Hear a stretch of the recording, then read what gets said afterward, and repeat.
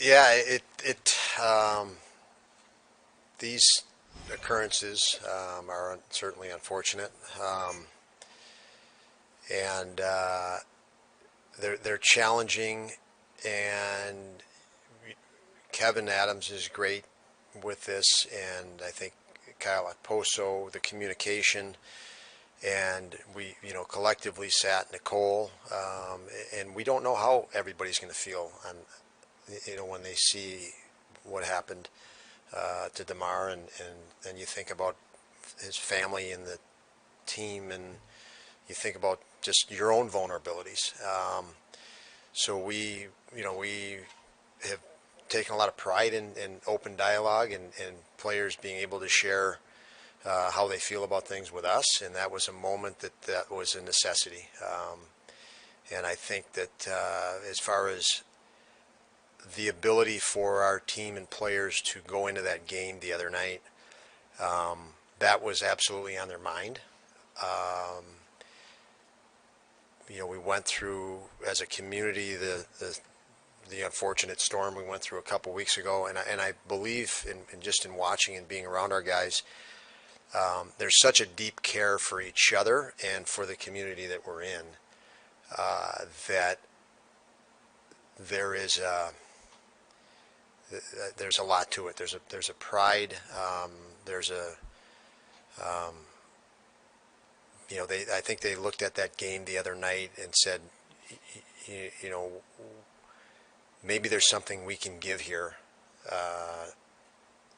that's a positive. And obviously for them, they love playing hockey, and they certainly love their teammates. And that was a forum where they could just embrace each other and play the game we wanted to play,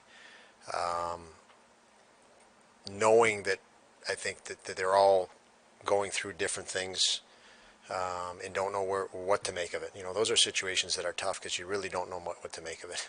I mean, we all go through life, uh, uh, not thinking about situations like that and just living. And when one happens, it forces you to stop and feel how vulnerable you might be. And again, I like the fact that our guys go in that locker room, and even though we feel vulnerable, you feel vulnerable every night in different ways in an NHL game, but they really felt, it looked like, let's just do something together, and we have a chance to do something together. And it was enjoyable to see them embrace that. Sean McDermott, not only does he have to navigate his own emotions while this is happening, his team out there has to navigate also. As a head coach, can you even imagine what that is like for him out there as this is all going on? In some respects, I can imagine, and then in others, no, I can't imagine. The intensity, the immenseness of that. No, I can't. I can't imagine. All of that. I know as coaches, you're in situations, and I've been in them too, where you're supposed to be this leader, and our culture is this is the head coach, and he's supposed to be this leader, and never vulnerable and all knowledgeable, and again, these are situations where everybody feels vulnerable, and in moments like that, this could happen to anybody at any time, and is things that go through your head, and then to be in charge of the group and the group moving forward. But I do know enough about Sean and the leadership there, with Brandon and the Pagulas, that the culture there is ready for the culture there. I think is set up that for stress very well. There is lots of organizations, you hear it's just almost a cliche now, family, and that's one of the nicest things for me to be in Buffalo is you feel that you feel a sense of community, a sense that people do care about other people, way beyond the sport. And I've um, been fortunate to be around Coach McDermott and the Bills to see that in action, and that's a moment that called for it. So and when you get to know people like that, again, it's hard and confusing for you too, and I can tell you it's still confusing for me, because again, what we do seems insignificant when things like that happen. How would just given how much that weighed on your players and going into a game like that. It's challenging. They played the way that they did. I felt really good after the game. Even the way, especially the way we had to come back. Things were slipping away in the third period on us against one of the greatest, a great hockey team, but one of the greatest goal scorers in the game, if not the greatest. And we had to just pull right back together in a hurry in a very loud and energetic building going for the home team and get momentum back and take it back. We had to go take it back. And our guys reacted after giving up the lead how I would have hoped would have happened a little sooner, but it was okay. We hit rock bottom, and there's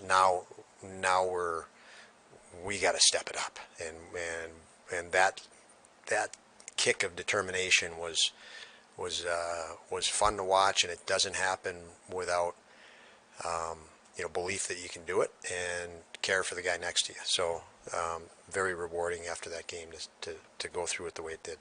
Did Tage wake up Ovi, do you think? He presented the challenge. He challenged one guy to the other. He might have. Oh, I don't think anybody needs to wake up Ovi. He's ready to score at any moment. But what a game, and he's amazing player, as we all know. And I said on the radio this morning, you have to get comfortable not being perfect, and lots and lots of teams at the professional level, at all levels, spend so much energy worrying about how they're going to lose. You can't do that, and you can't do that, and you have to do this, and you need to do this, and you have to, and in that process, you lose sight of what you can do, and you have to. It's not going to be perfect, and you have to block stuff out, and you're going to give up leads, and you're playing against the greatest goal scorer in the world. He knows when a chance is going to occur before the chance even is about to occur. But I love the way our guys, they took no negative and no fear, like we've talked about so many times, and saw through all that to find a way to be successful, and that's happened a couple times on that road trip, and that's a big part of growth that you can't be successful without in any endeavor. Again, the mode of operation usually is a lot of focus on what's going to kill you, and that usually ends up being a self-fulfilling prophecy, and our guys are determined otherwise. No matter how many goals Tage ends up scoring this year, how much are you going to remember that goal in that moment, what it meant to them? Yeah, that one's going to stick for a long time, and it was a special night to see that, and then personal, to factor Tage in that on a personal level, and by personal level I mean seeing a guy that faced adversity and challenge as a young kid with very little life experience handle that to the extreme level that he did over the last few years. I remember very well his 30th goal last year, and you guys have mentioned it to you many times, or a couple times. I whispered on the bench to him, everybody's celebrating this 30, but I know, and I know there's way more than 30 in you. And for him to hit 30 already is I keep saying it's not a surprise. He's everything he's doing, you could see not only did he have the potential to do it and the capability to do it, you could see he had the determination to do it through the daily work ethic and routine he has established. So to do that on a day like that, when it felt like an opportunity to bring everybody up, was interesting, to say the least.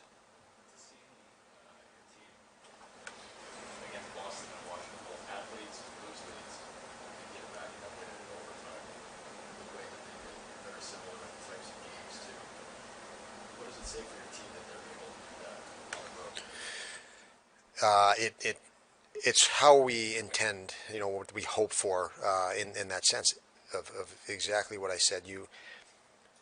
When you have a lead in these buildings, they're going to barrage you and that is you can play 55 minutes of hockey, the last or 40 minutes of hockey, but the next 20 played is an entire different style and level and different components. Unfortunately, you don't get experience at that unless you have a lead in these buildings with 20 minutes left. So the amount of experience you had in those situations prior is very, very limited. And so you're going to learn how to handle that. And there were things in our practice today that were, we even if we tried practicing before, there would have been no relevance to it. Guys would have not been able to correlate this to a game situation. So you need to go through these game situations in order to develop and clean that up. So our guys are experiencing it, gaining experience because of it, but in the process, they're not dwelling on it. They're not dwelling on a negative. They're saying we have full control of going and scoring another goal back. Let's turn our energy and keep our energy there, not who do we blame for what just happened. And that's really important and significant, and that is a real sign of going the right direction.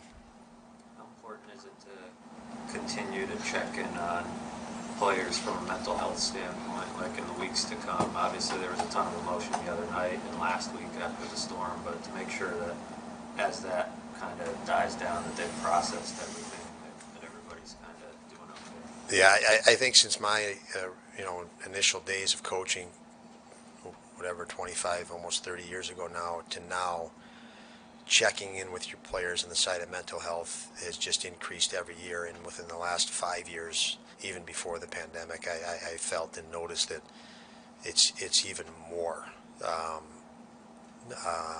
a necessity. There's way more demand on a 10-year-old kid nowadays than there was when I was 10 years old or years ago. And it has to do with technology. It had 10-year-old kids compared to a 10-year-old kid. You see 10-year-old hockey players on YouTube, and people are comparing them to each other. And these players are constantly compared and critiqued and torn apart and evaluated. We've watched it here with our youngest, players, and then that stress is immense. And now, these situations that occur pull your mind away from hockey, and so when you're not preparing on hockey because you're pulled away, that may fall off a little bit, and then the consequences of what I just said, happen. So we do make it. It's a concern of ours to make sure we understand how our players feel each day, and you can see it because you're with these guys every day, so you see it in a practice. Did anybody have a conversation with this player today? He looked a little different in practice or different in the game, and we'll go have that conversation if nobody did to check in on him. So that is a part of our routine every day. One, because we care about players, and obviously we believe fully that that's an area of opportunity to become more efficient as an organization. I've said it a lot. We want our players happy coming to the rink. I want them happy. I want them when they leave the rink talking about how exciting the day was, and I want them coming to the rink the next day looking forward to what may happen. And I can tell by their body language when they walk in whether we were successful at that or not. How encouraging was it to see, from the sounds of talking to players, it was a pretty open conversation that you guys had on Tuesday morning, just to see guys willing to be vulnerable and talk to each other. I don't know if that would have been the case. Yeah. The key that you mentioned there is willing to be vulnerable. And, I think, my experience in coaching, when I started as a head coach, you couldn't be vulnerable. And, your team would react differently. Now, in the world we live in today, and you're in a position of authority as a head coach of a team in this case, if you act like you're not vulnerable, I don't think your players will trust you. It's just they're just not brought up that way nowadays, and so you have to be in touch, and it's okay to be vulnerable. And I don't walk in that locker room trying to give off an impression that I'm invulnerable or I know everything, and so it's part of our culture. And then the other key is you would never use something against a player or a person in your organization that opened up to you on anything, and that's key. It's you know, it's something that I felt is that I've tried to have in my coaching all the time. You know, guys are vulnerable for mistakes. Well, if they make a mistake, talk to them about it and never hold it against them ever. 20 games later, you did that before. No, we won't even talk about it before. So we want to make sure we have a culture where guys don't feel vulnerable, and there's lots of things we have to do on the leadership side to make sure that is actual beyond words. And that's where I point to Kevin Adams again. Allows us and Terry and Kim Pagula to have the culture where that is. And that's something I sense just being around the Bills, the opportunities that I've had to be around there. What was that meeting like? Just guys have talked about, you talked about a little bit, but did everyone speak? Was it? Did you guys feel it was therapeutic? Just what was it like? I guess? Yeah, I mean, I think you'd have to ask the guys individually how they felt, but the guys did speak, absolutely, and talk it through. I can't remember all the conversations, but it was, or even how long it was, but you know, they were not afraid to talk about it, which is really good. And there's no solution, there's no answers. It's just we're just talk, and then you know we talked about, okay, how are we going to move into this afternoon and tonight, and come up with a plan collectively, because it wasn't a situation where I could come up there with the plan. The plan's going to be made here in this group right now in this discussion moving forward into tonight's game. So, yeah, and our guys have become better and better at that, and in the sense of better, I mean understanding that there's moments that we're going to have to operate that way. This was one of them.